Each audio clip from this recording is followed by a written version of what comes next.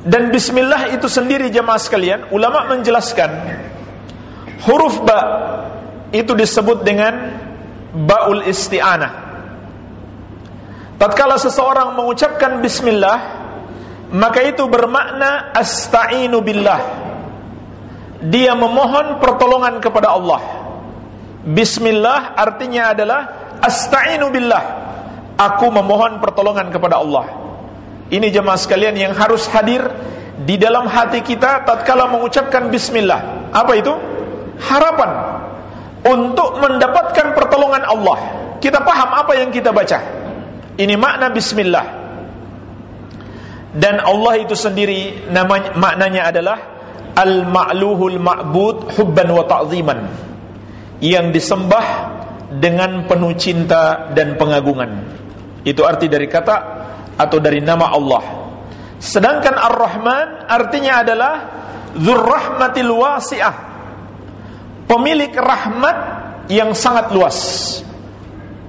Itu arti Ar-Rahman. Sedangkan Ar-Rahim maknanya adalah Dzurrahmatil wasilah, pemilik rahmat yang mencurahkan rahmatnya kepada hamba-hambanya. Iya.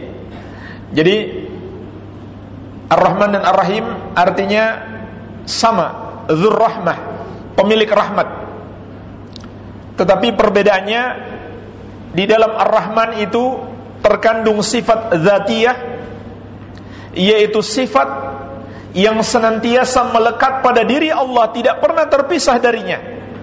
Allah Maha Penyayang. Sedangkan di dalam nama Ar-Rahim terkandung padanya sifat fi'liyah, perbuatan Allah, yaitu Allah mencurahkan kasih sayangnya kepada hamba-hambanya. Itu perbedaan nama Ar-Rahman dan Ar-Rahim. InsyaAllah ta'ala akan datang bab yang menjelaskan lebih detail tentang nama-nama dan sifat-sifat Allah subhanahu wa ta'ala. Baik. Kemudian jamaah sekalian, ulama menjelaskan tujuan para ulama memulai sebuah kitab dengan basmalah, di samping itu adalah peneladanan terhadap kitab Allah dan sunnah Nabi sallallahu alaihi wasallam, adalah untuk mencari berkah. Jamaah sekalian, tabarruk, ngalap berkah, mencari berkah, itu adalah hal yang mudah, dimudahkan oleh Allah subhanahu wa ta'ala. Di antara bentuk atau cara mencari berkah yang sangat mudah bagi kita adalah hendaklah kita memulai sesuatu dengan menyebut nama Allah. Dan nama Allah adalah nama-nama yang penuh dengan keberkahan. Maka mulailah aktivitas kita dengan menyebut basmalah, insyaallah ta'ala kita akan mendapatkan keberkahan.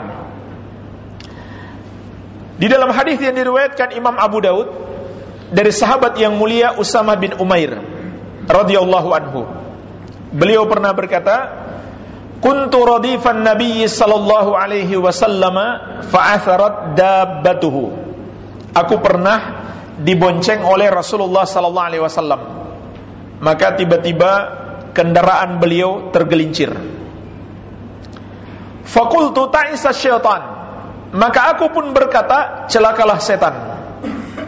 Faqal, maka Nabi sallallahu alaihi wasallam bersabda, la taqul ta'isa syaitan, jangan kamu mengatakan celakalah setan. Fa innaka idza qulta dzalik ta'azam hatta yakuna mithlal bait, karena kalau kamu katakan demikian, setan itu akan membesar sampai seperti sebuah rumah. Wa yaqul biquwwati, kemudian dia mengatakan itu terjadi dengan kekuatanku. Jadi dia tambah sombong. Walakin qul bismillah, akan tetapi kata Nabi sallallahu alaihi wasallam, ucapkanlah bismillah. Fa innaka idza qulta dzalika tasaghar hatta yakuna mithla dzubab, karena kalau kamu mengatakan bismillah, setan itu akan mengecil sampai seperti seekor lalat. Berdasarkan hadis ini, Imam Ibnu Katsir rahimahullah di awal-awal tafsir beliau menjelaskan tafsir basmalah, maka beliau mengatakan fahadha min ta'thiri barakati bismillah, walihadha tustahabbu fi awwali kulli amalin wa qaulin. Hadis ini menunjukkan kepada kita pengaruh keberkahan bismillah. Oleh karena itu kata beliau, dianjurkan untuk membaca bismillah di setiap awal kali kita mengucapkan sesuatu ataupun mengamalkan sesuatu. Artinya sebelum memulai aktivitas kita dianjurkan untuk membaca basmalah, ya. Dan di dalam Al-Quran dan Sunnah kita akan dapatkan keutamaan-keutamaan yang sangat besar apabila kita membaca basmalah atau memohon pertolongan kepada Allah di dalam setiap aktivitas kita. Iya. Jadi jemaah sekalian, inilah beberapa manfaat apabila kita mulai aktivitas kita dengan basmalah. Pertama, itu sebagai bentuk peneladanan terhadap Al-Quran dan Sunnah Nabi Sallallahu Alaihi Wasallam. Yang kedua, untuk memohon pertolongan kepada Allah. Yang ketiga, untuk mendapatkan keberkahan dari Allah.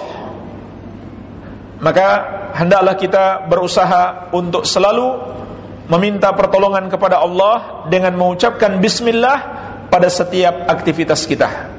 Ya, terutama kalau kita ingin menulis sebuah buku atau menulis sebuah risalah, maka mulailah dengan basmalah.